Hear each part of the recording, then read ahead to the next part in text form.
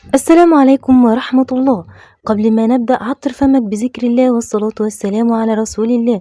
أتمنى تدعموني وتشتركوا في القناة ليصلكم كل جديد. بقى معلومة خاصة يعني انه نادي بشكتاش وافق على اعارة جاكسون موليكا للنادي الاهلي 6 شهور.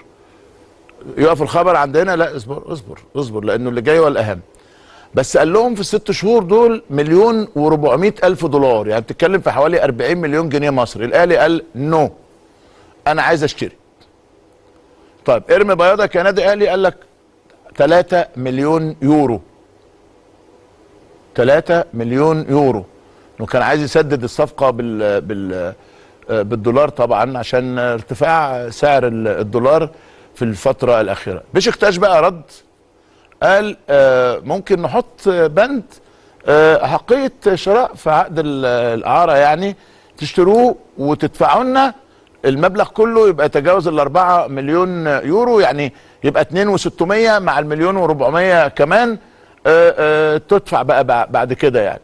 الاهلي قال لك لا، مش هقدر ادفع الرقم ده، وده رقم عالي جدا جدا جدا، وانه النادي بشكتاش بيغالي في طلباته. عشان كده الاهلي شغال على بدايل على في ظل احتمالات فشل صفقه موليكا الحقيقه. بس عشان شيء بالشيء يذكر، يعني انه في بعض الناس بتجتهد في الاخبار وممكن الصفقه ما تنجحش، لكن من اجتهدت كانت هي الزميله ريهام حمدي، وهي اول واحده قالت على موضوع موليكا ده، وكلامها صح على فكره. ممكن الصفقه ما تتمش، لكن بالفعل الاهلي يعني اتكلم عن هذا الامر. يعني تنتهي، يعني نادي بشكتاش التركي يبدو انه بيرغب بقى في عوده المفاوضات من جديد مع الاهلي عشان جاكسون موليكا المهاجم الكونغولي.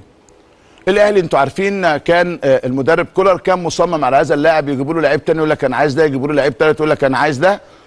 بشكتاش وصل رساله للنادي الاهلي ان احنا ما عندناش مانع في فتح قنوات الاتصال من جديد حوالين بيع موليكا. شبه حصر، يعني انه الاهلي مفاوضاته ما زالت مع بشكتاش بخصوص موليكا، والاهلي رصد ميزانيه ضخمه لضم اللاعب مع بدايه الموسم الماضي. وارجع اكد لك على المتاكد بتاع اللي انا قلت لك من قبل، انه مستر كولر رفض كل المهاجمين. كان موافق على عزيزو يعقوبو، لكنه ما حصلش نصيب عشان الاصابه. كان موافق على سوزا الولد، في النهايه رفض، او وكيله ظهر وطلب فلوس كتيره جدا. وموليكا حصل اللي حصل، لكنه موليكا غالبا الموسم المقبل سيكون في النادي الاهلي.